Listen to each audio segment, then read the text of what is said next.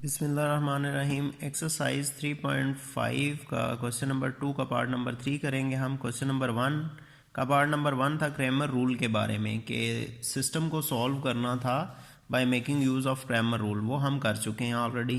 Question number 3 जो था वो एचलन या रिड्यूस्ड एचलन फॉर्म में आपने non homogeneous system of equation को सॉल्व करना था, उस मेथड से भी हम कर चुके हैं। अब हम करने लगे हैं क्वेश्चन नंबर 2 का पार्ट नंबर 3। इसको सॉल्व करना है बाय यूजिंग मैट्रिसेस। मैट्रिसेस में नॉर्मली हम जो यूज़ करते हैं वो कोफैक्टर मेथड यूज़ करते हैं, डिटर्मिनेंट और एडजॉइंट वाला मेथड।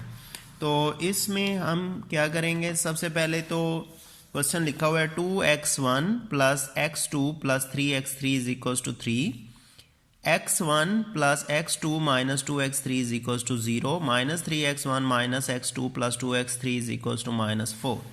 आपने इसको मैट्रिक्स नोटेशन में लिखना है। मैट्रिक्स नोटेशन में कैसे लिखते हैं, कोफिशिएंट मैट्रिक्स बनाएं 2 1 3, वेरिएबल्स के कोफिशिएंट्स को लिखें एक एरे की फॉर्म में 1 1 minus 2 minus 3 minus 1 2, x1 x2 x3 ये वेरिएबल्स आ गए आपके, और इधर आ जाएगा 3 0 एंड माइनस 4।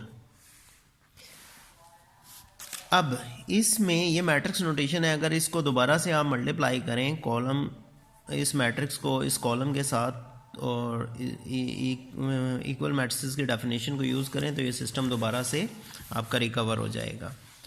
तो इसको, इस मैट्रिक्स कोफिशिएंट को बोलते हैं ए, ये कहलाता है x, और ये वाला जो है कॉलम मैट्रिक्स इसको कहते हैं b।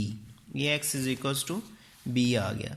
This implies x is equals to, इसको अगर दूसरी साइड पे लेके जाएं तो a inverse b, left side से a को उठा रहे हैं, लेफ्ट साइड पे a इनवर्स आएगा इनटू b। इसको आपने कह दिया इक्वेशन नंबर 1। अब x आपके पास मौजूद है, b भी आपके पास मौजूद है, a ये वाला मैट्रिक्स है, आपको चाहिए क्या, a इनवर्स।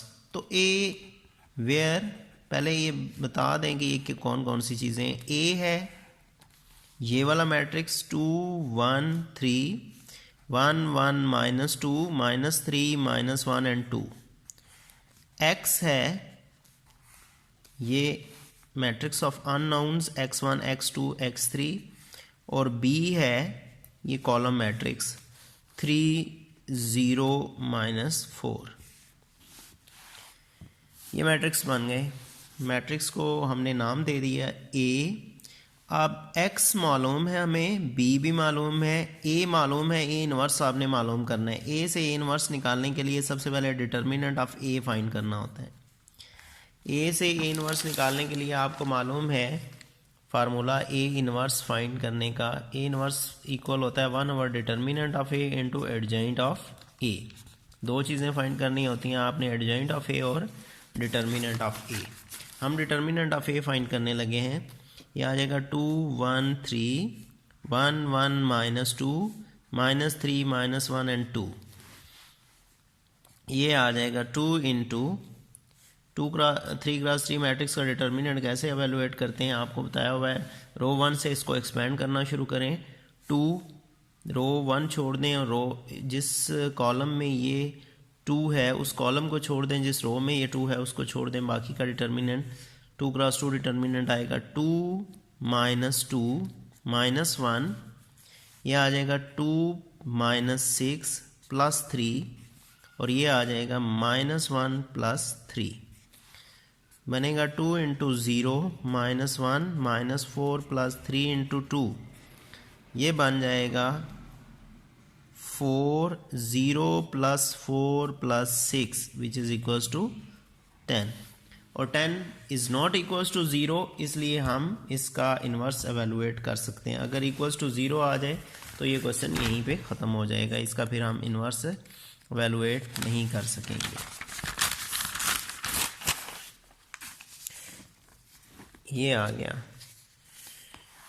अब आपने फाइंड करना है एडजॉइंट। एडजॉइंट के लिए सबसे पहले आपको कोफैक्टर्स फाइंड करने होंगे। कोफैक्टर का फार्मूला है A I J is equals to -1 raise power I plus J M I J. Exercise 3.3 में हमने कुछ कोफैक्टर्स फाइंड भी किए थे, तो कोफैक्टर फाइंड करने का फार्मूला ये है A I J is equals to -1 raise power I plus J M I J. इसमें आई रो को रिप्रेजेंट कर रहा है, जे कॉलम को रिप्रेजेंट कर रहा है, एम आई जे माइनर को रिप्रेजेंट कर रहा है। माइनर कैसे फाइंड करते हैं? फॉर एग्जांपल आपने फर्स्ट रो और सेकंड कॉलम का माइनर फाइंड करना है। फर्स्ट रो और सेकंड कॉलम को छोड़ देंगे, बाकी जो बचेगा वो माइनर होगा। सबसे पहले आपने A11 फाइंड करना है। A11 क्या होगा? इसी फार्मूले में पुट करें -1, इसमें आई है 1 प्लस जे भी क्या है 1 है, M11 is equals to -1 raise power 2। M11 से मुराद है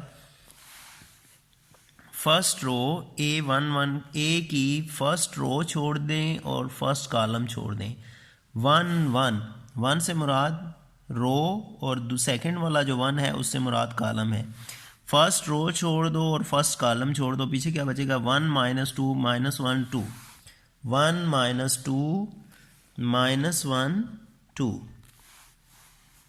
इसको वैल्यूएट करना है -1 पे जब भी ऑड इवन पावर आएगी तो वो +1 के इक्वल होगा, और जब भी ऑड पावर आएगी वो -1 के इक्वल होगा। तो ये आ गया +1 और बनेगा 2 - 2 इज इक्वल्स टू 0।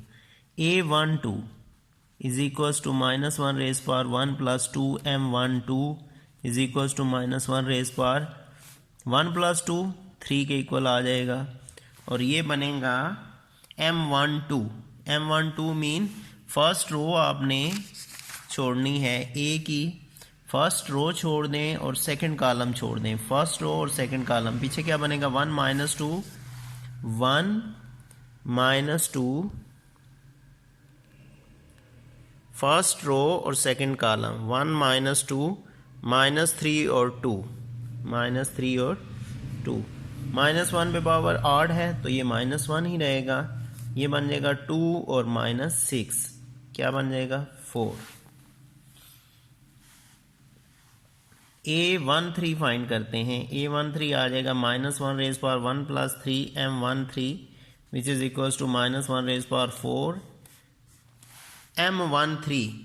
M13 से मुराद है फर्स्ट रो और थर्ड कॉलम आपने छोड़ना है। फर्स्ट रो और थर्ड कॉलम, ये फर्स्ट रो है ये थर्ड कॉलम है, बनेगा 1 -3 -1 is equals to -1 raise power 4 1 के इक्वल आ गया। क्रॉस मल्टीप्लाई करें -1 प्लस 3 तो ये बन जाएगा 2। A21 इसी तरह बिल्कुल -1 raise power 2 plus 1 M21 is equals to -1 raise power 3 M21 second row और first column, second row first column छोड़ें, सेकेंड रो फर्स्ट कॉलम जब छोड़ेंगे हम तो क्या आएगा 1 3 -1 2 ये बन जाएगा -1 और ये बनेगा 2 प्लस 3 5 और -1 से मल्टीप्लाई होके -5 बनेगा। A22 इसी तरह A23 आप फाइंड करेंगे, A31 फाइंड करेंगे, A32 फाइंड करेंगे, A33 फाइंड करना है। ठीक है, सेम स्टेप्स पे ये सारे फाइंड करके आपने मुझे भेजने हैं इसी लेक्चर के दौरान, इसी टाइम क्लास टाइम के दौरान आपने ये मुझे भेजने हैं। मैं ये आपको पहले से ऑलरेडी मैंने कैलकुलेट किए हुए हैं तो वो लिख लेते हैं। A22 इज 13,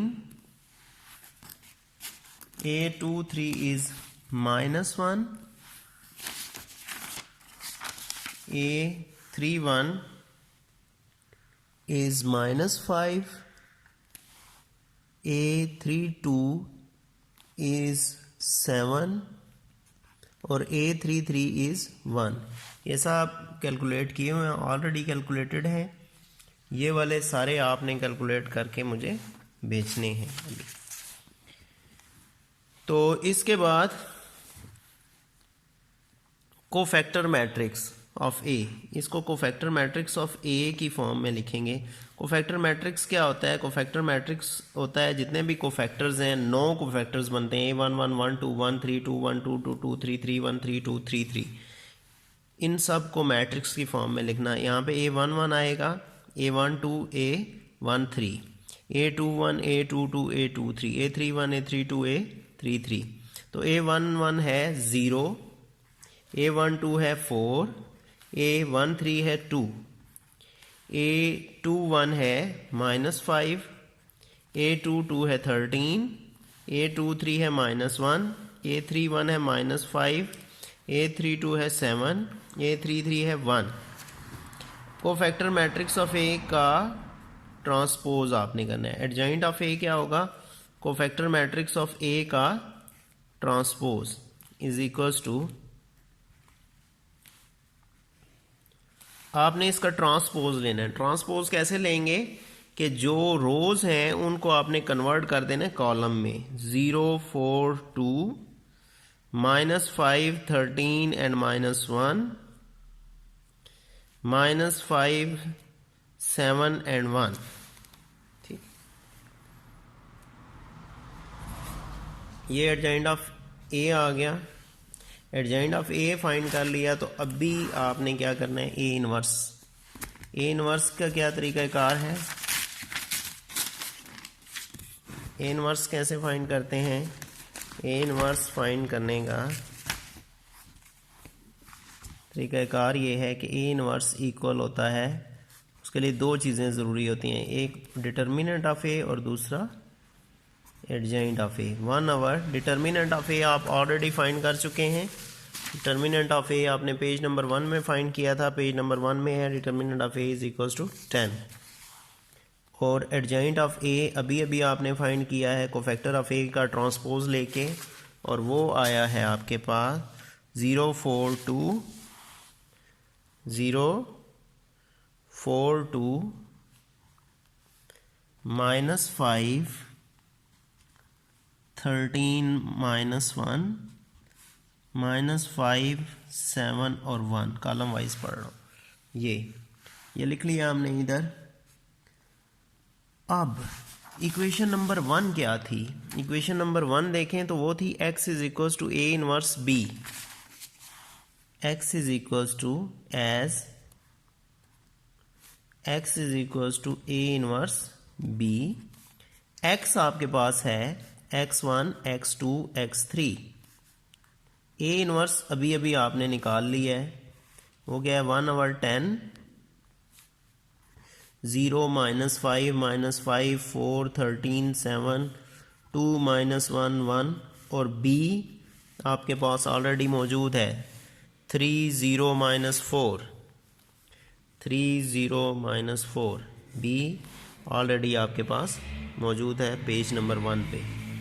तो ये आ जाएगा 1/10। अब प्रोडक्ट लेना है बच्चे।